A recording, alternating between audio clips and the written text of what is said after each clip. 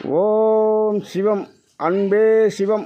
அனைத்தும் சிவம். முற்றும் சிவம். முடிவும் சிவம். முதலும் சிவம். அன்பே சிவம். நோய் என்பது பூமியிலும் இல்லை, ஆகாயத்திலும் இல்லை, மனிதனிடத்தில்தான் இருந்து உருவானது நோய். அதன் பொருள் என்னவென்றால், ஒவ்வொரு மனிதனும் பல நோய்களில் இறைக்கிறான். ஒவ்வொரு மனிதனும் கெட்ட தீய எண்ணத்தில் இறைக்கிறான். அவன் இறந்து போகும் ஒவ்வொரு அரசியல்வாதியும் செய்யும் குற்றங்கள் பல நூறு வகையில் உள்ளது. இது போன்ற மனிதனும் இறந்தாலும் இந்த மண்ணில் தான் இறக்க வேண்டும். அனைவரும் இந்த மண்ணில் இறந்தவர் அனைவரும் மண்ணாகத்தான் வேண்டும். அந்த மண்ணில் இருந்து தான் மீண்டும் நாம் உணவு உண்டு வருகிறோம், உலக அளவில் எங்கிருந்தாலும் சரி. ஆனால் இது போன்ற சட்டத்திட்டங்களை தடுப்பதற்காகத்தான் இறைவன் ஒவ்வொரு நாட்டுக்கும் ஒரு விதிமுறை வைத்து ஆங்காங்கு நம் நாட்டில் வழிபாடு, தெய்வத்தின் வழிபாடு அதிகம். ஆனால் அயல் நாட்டில் கிடையாது. ஆனால் அயல் நாட்டில் உள்ள பொருள்களை இங்கே எதற்கு கொண்டு வர வேண்டும்? இறைவன் இச்சைக்கு இறைவன் வகுத்த வகுப்பிலாக செல்ல வேண்டும் அரசியல்வாதிகள். இல்லை, அரசியல்வாதிகளால் மக்களுக்கு நல்வழி செய்ய வேண்டும். குடியரசு தினம், அதற்கு என்ன பொருள்? மக்கள் தொகை காலத்துடன் வளர்ந்து வருவதால்தான் ஒவ்வொன்றாக உருவாகி வந்தது. அரசியலும் அவ்வாறே உருவானது. அரசியல் என்பது என்ன? மக்களை கீழ்த்தரமாக கொண்டு செல்வதற்கல்ல, மக்கள் வரி பணத்தில் மக்களுக்கு உதவி செய்யத்தான் குடியரசு. மக்கள் வரி பணத்தில் மக்களுக்கு தேவையான சேவைகள் செய்யத்தான் உங்களுக்கு பதவி தந்தான் இறைவன். ஆனால் நீங்கள் என்ன செய்தீர்கள்? ஆட்சி உங்களிடத்தில் உள்ளதாக நினைத்து நீங்கள் உயர்ந்து வாழ்வதற்காகவும் மக்களை கீழ்த்தரமாக கொண்டு செல்லால்தான் நமக்கு என்றும் நமக்கு மதிப்பு இருக்கும்.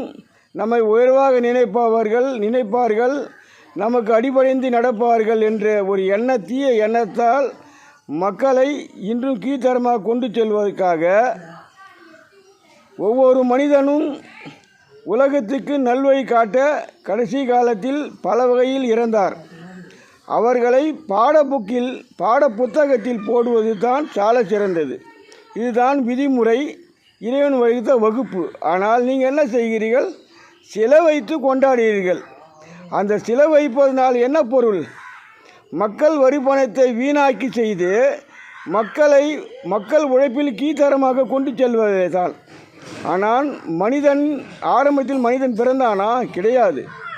மரம் பிறந்தது, செடி பிறந்தது, கொடி பிறந்தது, ஜீவராசிகள் பிறந்தது. அதற்கு பிறந்தான் மனிதன் பிறந்தான்.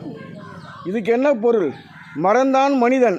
மரமும் நீண்ட நாள் வாழ்கிறது, மனிதனும் நீண்ட நாள் வாழ்கிறான். இதற்கு பொருள் பின்னாடி நிறைந்து உள்ளது. அது உங்களுக்கு புரியாது. காரணம், நீங்கள் நாட்டை ஆளும் மனிதன் எந்த உயிரையும் பிரித்து பார்க்காமல், எந்த உயிரையும் கொன்று தின்னாமல் வாழ வேண்டும் என்பது விதி. இவன் ஆடு மாடுகளை வெட்டி தின்பவன்லாம் நாட்டை ஆண்டால் இவனுக்கு புத்தி எங்கே நன்றாக இருக்கும். அதனால்தான் காலை விடுவதும், அதற்கு ஏற்ற மக்களை தூண்டச் செய்வதும், இது போன்ற தீய எண்ணங்கள் போன்ற செயல்கள் எல்லாம் நிறைய வருகிறது.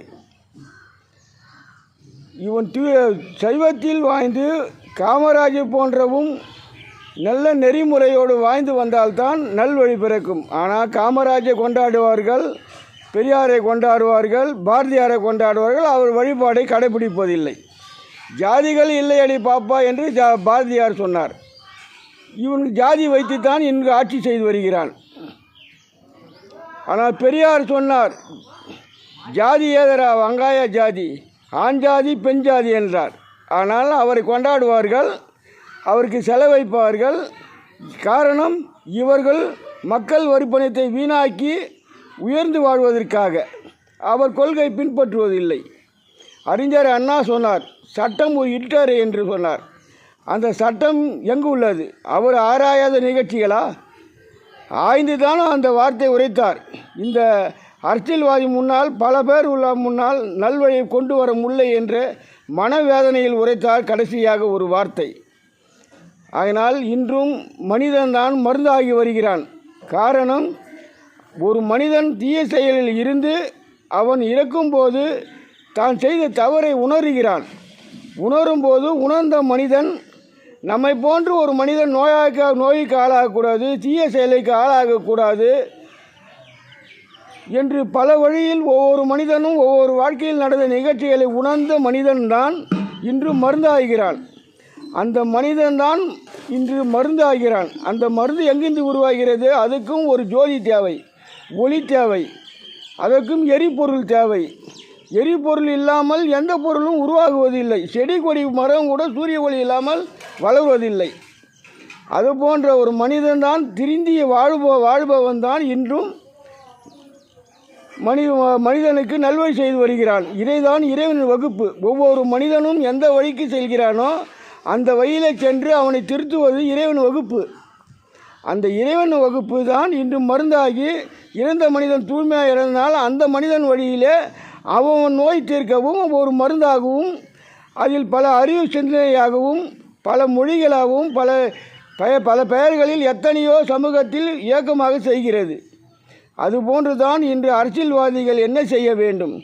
இன்று இந்த பூமியின் நிலை 100%, இதுவரை 80% இயக்கமாகி வந்து விட்டது.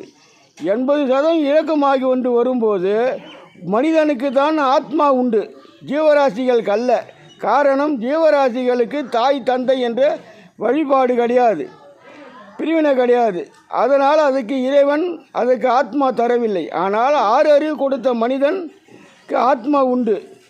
பொன்னாசை, பொருளாசை, பெண்ணாசை, பல வகையில் பல 100 வகையில் உள்ளது. அந்த ஆசை ஆத்மா நிறைவடை செய்யாமல் இறந்த ஒவ்வொரு மனிதனும் மீண்டும் மீண்டும் பிறவி எடுத்து பல ஆசைகளுக்கு செயல்பட்டு தான் இன்று உலகம் இந்த நிலைக்கு ஆகியுள்ளது.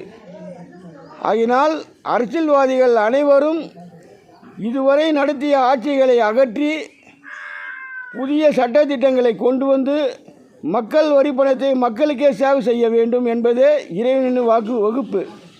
நீங்கள் திருந்தி வாழ்ந்தால்தான் உங்களுக்கு நன்மை, இல்லையே நீங்கள் மக்களோடு சேர்ந்து நிலைமை வரும். காரணம், உங்களிடையே இருக்கும் சொத்து நீங்கள் கஷ்டப்பட்டது அல்ல, மக்களுடைய வரிப்பணம்.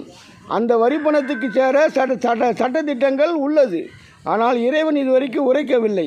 காரணம், பூமியில் இடைவெளி இருந்தது. ஆகினால் உங்கள் வழிக்கே சென்றார். இனி அவர் இந்த பூமி 20%, 80% மக்களை ஆத்மாக்களை நிறைவடை செய்ய பூமியில் இடைவெளி இல்லாதனால் உங்களை திருத்துவதற்காக வேறு வழி இல்லை என்று கூறுகிறார்.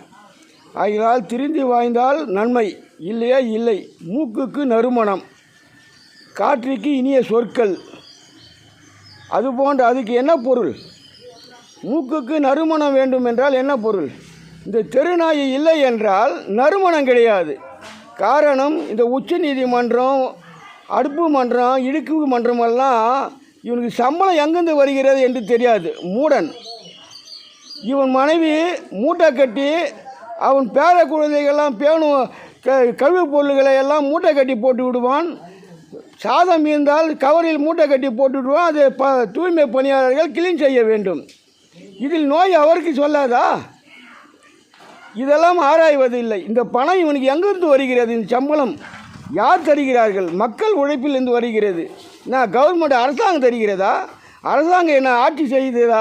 மம்டியத்தை வெட்டுகிறதா? இல்லை என்ன மக்களுக்கு என்ன கொடை பிடிக்கிறதா?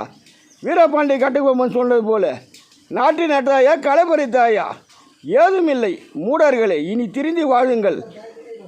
நல்ல நறுமணத்தை கொண்டு வர இருப்பது தான் தெருநாய். அந்த தெருநாய் ஆங்காங்கு ஒரு மனிதன் இறைக்கிறான். கடிப்பட்டாலும் அதற்கு மருந்து உண்டு. இவன்கள் தினமும் கொலை செய்கிறான். ஆங்காங்கு கூட்டமாக வாகனத்தை வேகமாக உருவாக்கி செய்து அந்த வாகனம் உரியவர்களிடத்தில் கொண்டு கொடுக்காமல் அதை அடப்பட்டு வைப்பது, ஏலம் இடுவது, இது போன்ற அதில் கமிஷன் பணம் வைப்பது, இது போன்ற நிகழ்ச்சியெல்லாம் செய்து வருகிறான் மூடன். இது மக்கள் அறிந்து கேள்வி கேட்பார் என்று அவ்வப்போது நாய்க்கு எலும்பு போடுவது போல ஏதோ போட்டுவிட்டு இவன் உல்லாசமாக வாழ்கிறான் இந்த மூடன். இந்த மூடன்கெல்லாம் இனி பூமியில் இடைவெளி இல்லை. ஆகினால் இறைவன் உரைப்பதை நன்கு ஆராய்ந்து செயல்படுங்கள். உங்கள் வீட்டு பணத்தை மக்களுக்கு செல்ல வைக்கவில்லை. மக்களை நம்பி தான் நீங்கள் வாழ்கிறார்கள். உங்களை நம்பி மக்கள் வாழவில்லை. அன்றும் உலக ஆரம்பத்திலிருந்து அன்றும் இன்றும் மக்கள் தான் பணம் இல்லாத காலத்தில் பொருள்கள் மாற்றம் செய்தார்கள். இன்று பணம் வந்த போதும் அவர்கள் உழைப்பில் தான் வாழ்கிறார்கள். இந்த மனிதன் வீடு கட்டுகிறான், அந்த மனிதன் காசு தருகிறான். அந்த மனிதன் வீடு கட்டுகிறான், இவனுக்கு காசு தருகிறான். இது போன்ற நிகழ்ச்சியெல்லாம் மக்களை ரோலிங் தான் செய்து வருகிறார்கள். அரசு எனக்கு கஷ்டப்பட்டு அவர் வீட்டில் இருந்த பணத்தை கொடுக்கவில்லை. மக்களை நன்கு யோசியுங்கள். இந்த காவல்துறை, இந்த நிர்வாணம், இதன் நீதிமன்றம், இதெல்லாம் யார்? மக்களுக்காக. ஆனால் இன்று காப்பது யாருக்காக? அரசியல்வாதிக்காக. அரசியல்வாதிக்காக நீங்கள் சென்று கொண்டிருந்தால் உங்களுடைய தீராத வியாதிகளும் தீராது, உங்கள் தீராத கடனும் தீராது. காரணம், அரசியல்வாதிகள் உங்களை மூட நம்பிக்கையில் கொண்டு செல்கிறார்கள். மூடர்கள் பேருக்கு தான் கவர்மெண்ட் வேலை. ஆனால் அதற்கு 100க்கு 60% கவர்மெண்ட் வேலை செய்யும் மக்கள் இன்றும் வாங்கும் சம்பளம் 5 ரூபாய். அவருக்கு சம்பளம் 50 ரூபாய், 45 ரூபாய் சம்பளம் பிடிபட்டு விடுகிறது அங்கு இங்கு என்று சென்று. இதில் கீழ்த்தரமாக கொண்டு செல்கிறார்கள் அரசியல்வாதிகள். இந்த அரசியல்வாதிகள் வேணுமா வேணாமா என்பது முடிவு செய்வது மக்கள். அதாவது ஆட்சியாளர்களும் உண்டு, அனைவரும் உள்படத்தான். இந்த அரசியல்வாதிகளை அடக்க ஒரே வழி, தேர்தலை அடியோடு ரத்து செய்ய வேண்டும். இல்லையே தேர்தல் வேண்டும் என்றால் அனைத்து கட்சிக்காரர்களும் ஒன்று சேர்ந்து சீட்டு குலுக்கி போட்டு, இயந்திரம் இல்லாமல் அதில் இறைவன் யாரை தேர்ந்தெடுக்கிறானோ அவன் முதல்வராக ஆக வேண்டும். அப்பொழுதுதான் நாடு சீர்படும், உலகம் சீர்படும், மக்கள் நல்வழிக்கு பாதைக்கு இறைவன் வழிகாட்டுவான். இல்லை என்றால் இல்லை. ஓம் சிவம், அன்பே சிவம், அனைத்தும் சிவம்.